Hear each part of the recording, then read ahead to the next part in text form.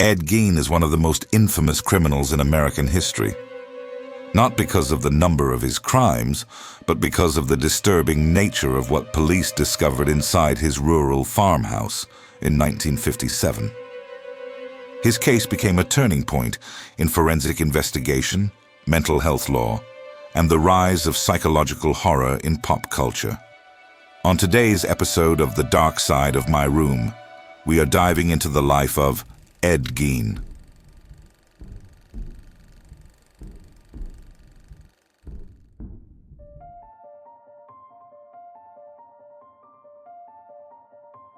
Edward Theodore Gein was born August 27, 1906, in La Crosse County, Wisconsin.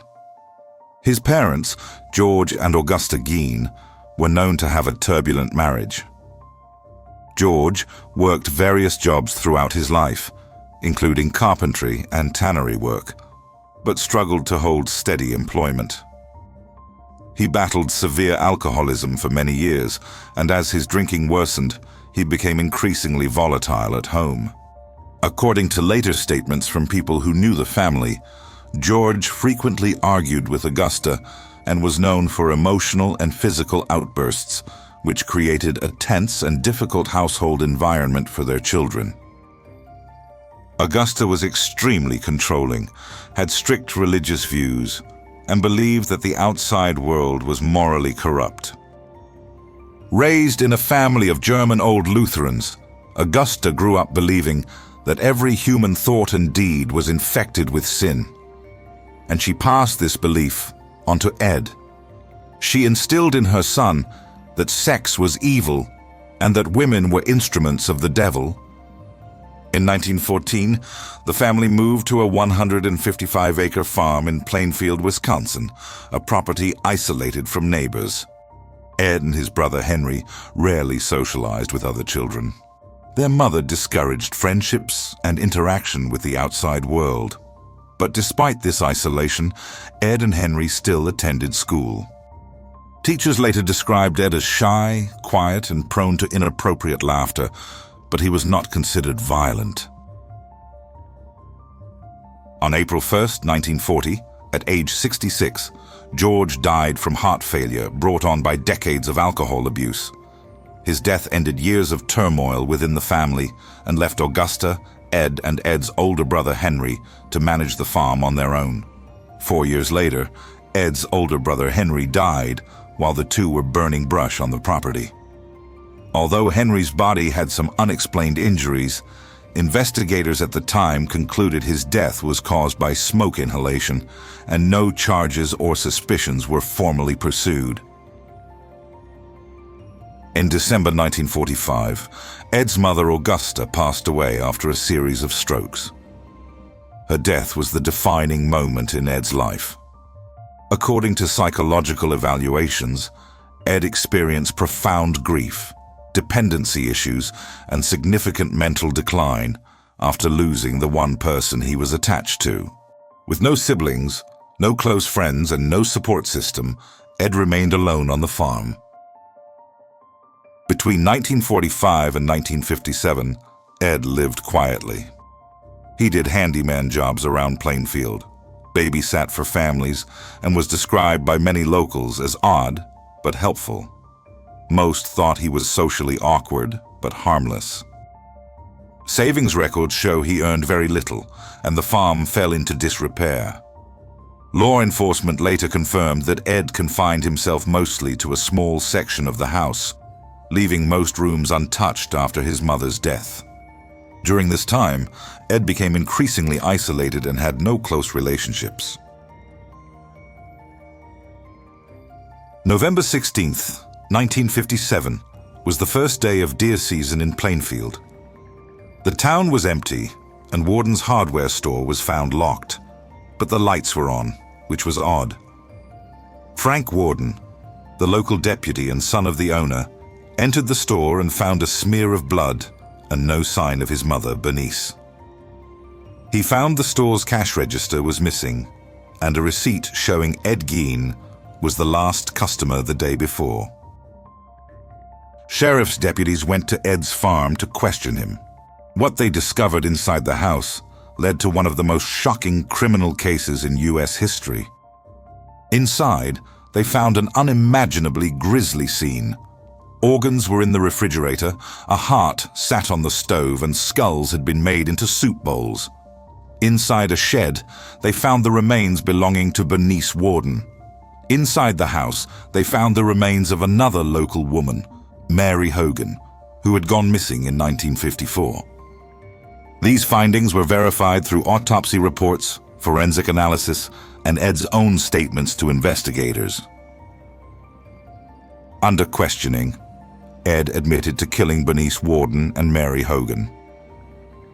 He told police that for several years he had been exhuming recently buried bodies from local cemeteries, reading local newspaper obituaries to identify recently deceased, middle-aged women who resembled his mother, Augusta, and then visiting the cemetery soon after the funeral. He provided gruesome and detailed confessions to investigators, explaining that a force built up in him after his mother's death, and that he was driven by an obsessive desire to recreate his mother and become a woman by wearing the skin of the deceased.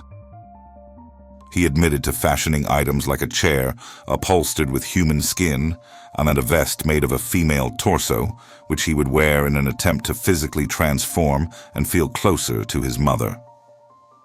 When questioned, Ed emphatically denied having sex with the corpses or eating the flesh, explaining that they smelled too bad. He noted that both Bernice and Mary shared a resemblance, height, cheekbones, friendliness, to his mother. He described Worden's death as possibly accidental, a result of a gun discharging while he was examining it in her store. Gein spoke freely and almost eagerly about the specifics of his grave robbing, mentioning he used a hacksaw and used salt or oil to preserve the body parts. He attributed his actions to his overwhelming emotional needs after his initial attempt to resurrect his mother by willpower failed, telling an expert that he felt he had a special power that did not work. Police followed up by confirming that several graves had indeed been disturbed. However, not all of Ed's statements were consistent, and detectives struggled to separate his delusions from reality. Despite intense interrogation, Ed never confessed to any additional homicides, and no evidence was found linking him to other murders.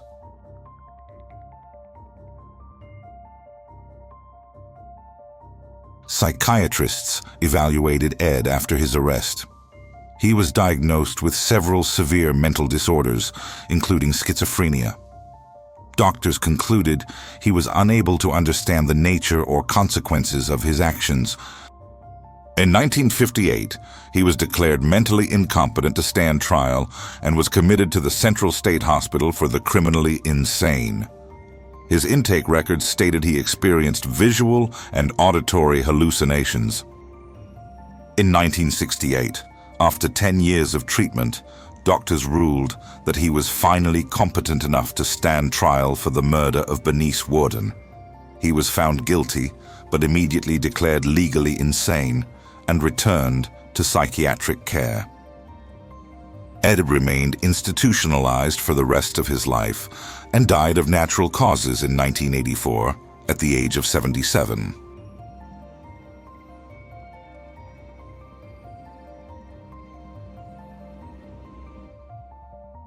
The case of Ed Gein profoundly influenced American culture.